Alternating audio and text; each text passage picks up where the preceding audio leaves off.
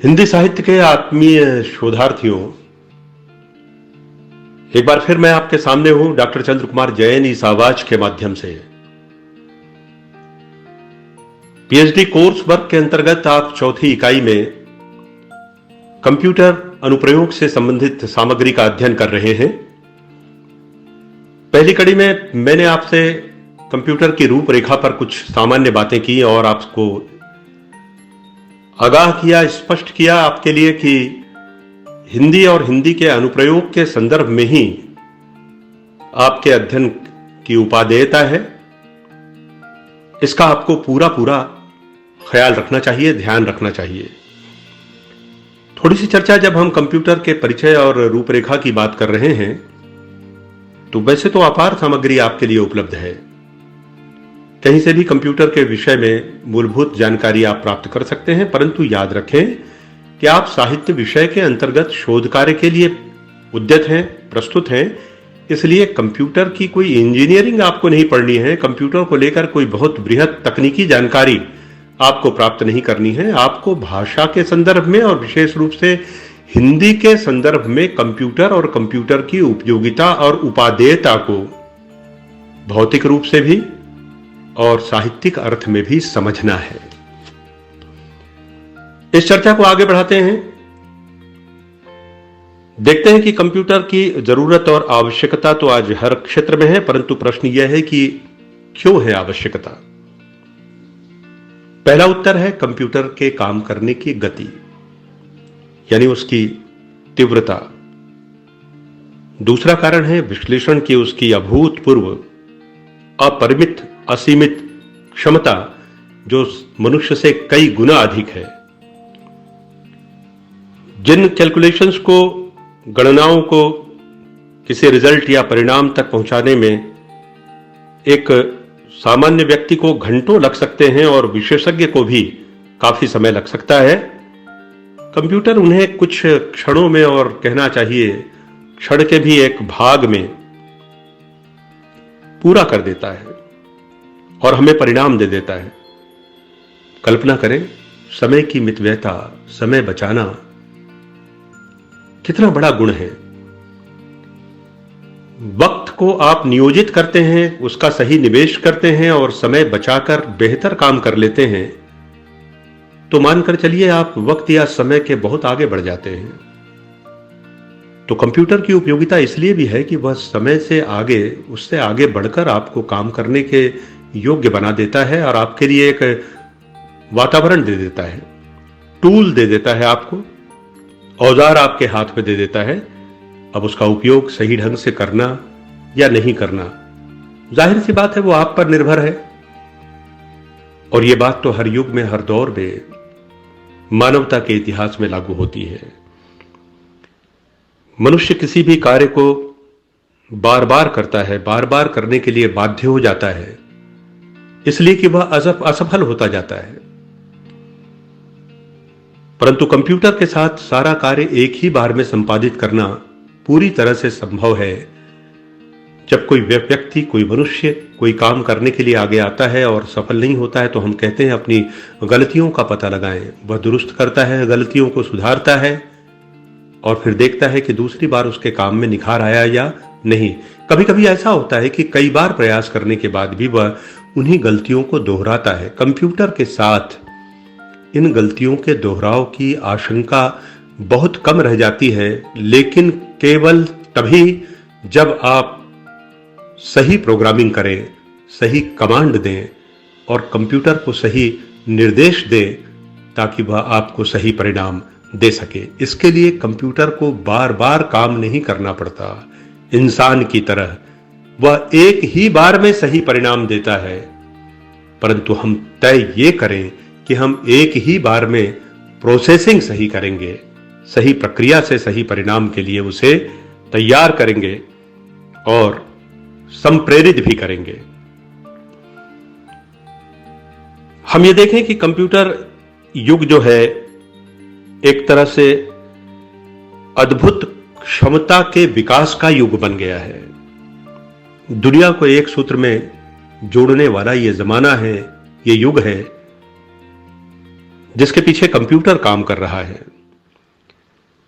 वर्तमान युग में इसके बढ़ते हुए महत्व पर यदि आपसे प्रश्न किया जाए तो बहुत कम शब्दों में आप स्पष्ट उल्लेख कर सकते हैं कि जीवन और जगत का कोई ऐसा कर्म क्षेत्र नहीं है जो अब कंप्यूटर के दायरे के बाहर हो।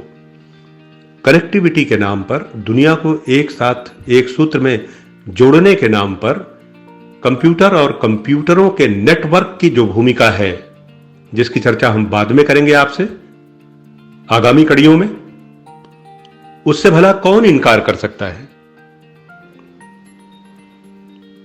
विदेशों में तो कंप्यूटर के उपयोग की तादाद और उसका प्रतिशत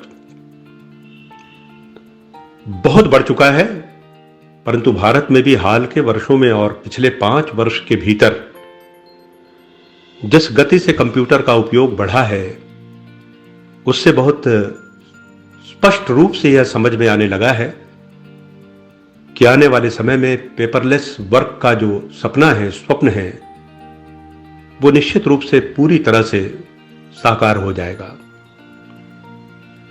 शिक्षण संस्थानों में हम कंप्यूटर का बढ़ता प्रयोग देख रहे हैं, नेट के बढ़ते प्रयोग को देख रहे हैं, ऑनलाइन संचार का एक अंतहीन सिलसिला ही चल पड़ा है और अंत का तो प्रश्न ही उत्पन्न नहीं होता, बल्कि अचंभित कर देने वाला क्रम या सिलसिला कहें तो और अच्छा होगा। कंप्यूटर केवल एक इलेक्ट्रॉनिक यंत्र नहीं, बल्कि आज तो माइक्रो कंप्यूटर और 1 सेकंड के भी एक भाग में लाखों डायरेक्शंस, लाखों अनुदेशों का अनुपालन कर लेने वाले कंप्यूटरों का निर्माण हो गया है। स्थूल से सूक्ष्म की ओर, जैसे मनुष्य जीवन की साधना में भी कहा जाता है कि वह स्थूल जगत या जीवन से अपने भीतर सूक्ष्म धरातल पर प्रवेश करके अपने आप को प्राप्त करे। मुझे लगता है कि आपको इस बात को तुलना करते हुए इसी रूप में समझना चाहिए कि कंप्यूटर और कंप्यूटर का क्षेत्र भी, टेक्नोलॉजी, प्रौद्योगिकी का क्षेत्र भी धीरे धीरे नहीं, बहुत तेज गति से स्थूल से सूक्ष्म की तरफ जा रहा है, मैक्रो से माइक्रो की तरह, और माइक्रो से भी और छोटा और छोटा और सूक्ष्म। कंप्यूटर से जो भी कार्य संपन्न कराना है वह किस तरह संपन्न करें, यदि ऐसा कोई प्रश्न किया जाता है परीक्षा में, तो आप क्रमबद्धता शब्द को ध्यान में रखिए। Sequence, proper order. बस यहीं पर अगर कोई गड़बड़ी हुई तो जैसा कि मैंने पूर्व में कहा, you can't get proper result, आपको सही परिणाम नहीं मिल पाएगा। प्रयोगकर्ता इनपुट और आउटपुट के जो तौर तरीके हैं उन्हें भली भांति समझे। डेटा के आदान प्रदान का तरीका भी उसे मालूम होना चाहिए। सूचनाओं के इनपुट को लेकर उसे बहुत सतर्क रहना चाहिए। एक तरह से देखा जाए तो गणितीय गणना में भी उसे एक हद तक कुशल होना चाहिए। अंकों के संबंध में कंप्यूटर का प्रयोग करें या अक्षरों के संबंध में करें, आखिर आप दोनों आंखों का ही तो प्रयोग करते हैं ना। अगर हिंदी भाषा और साहित्य के संदर्भ में कहूं मैं, तो मैं संत तिरुवल्लुवर जी की ये पंक्तियां यहां पर उद्धृत करना चाहता हूं। अक्षर कहते हैं जिसे, जिसको कहते आंख, अक्षर कहते हैं जिसे, जिसको कहते आंख, दोनों जीवित मनुज के कहलाते हैं आंख। मनुष्य की एक आंख की तरह अक्षर हैं तो दूसरी आंख की तरह अंक हैं।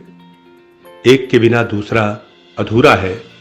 इन दोनों के साथ यदि आपको डील करना है तो आपको कंप्यूटर का सही उपयोग तो सीखना ही पड़ेगा। और जाहिर सी बात है, अगर आंख से जोड़कर अंकों और अक्षरों को हम देख रहे हैं तो आंखों का पूरा उजाला, कंप्यूटर के कैलकुलेशन का, उसके उपयोग का पूरा उजाला, उसकी पूरी रोशनी तो तभी प्राप्त होगी ना जब इन दोनों का प्रयोग आप सही रूप में कर पाएंगे। इसीलिए कंप्यूटर में हिंदी भाषा और लिपि का प्रयोग करना भी अपने आप में बहुत महत्वपूर्ण हो जाता है, क्योंकि वह भी हमारी आंख के उजाले की तरह किसी कोशिश का ही, किसी प्रयास का ही दूसरा रूप है। हम इस बात को भली भांति समझें। बेशक कंप्यूटर एक इलेक्ट्रॉनिक युक्ति है, परंतु मनुष्य की सोच समझ और उसकी बुद्धि की मूल युक्ति, उसके मूल कौशल से उसका बहुत बड़ा संबंध है, बहुत महत्वपूर्ण संबंध है। जो कंप्यूटर का प्रयोग करने में जितना कुशल होगा, कंप्यूटर उसे उतना ही अधिक सार्थक परिणाम प्रदान करेगा। जैसा हम बोते हैं वैसा हम पाते हैं, काटते हैं। इसे हम मुहावरे के रूप में तो जानते हैं, लेकिन तेज गति, तेज दिमाग के साथ काम करने वाले कंप्यूटर से भी यदि हम जोड़कर देखें इस मुहावरे को, तो जैसा हम इनपुट देंगे, जितनी कुशलता से, जितनी पारदर्शिता से हम इनपुट देंगे, जाहिर है वैसा ही आउटपुट हम पाएंगे। प्रिय विद्यार्थियों, मुझे बताएं, भला इससे कौन इनकार कर सकता है? शेष अगली कड़ी में। बहुत बहुत शुभकामनाएं आप सभी को।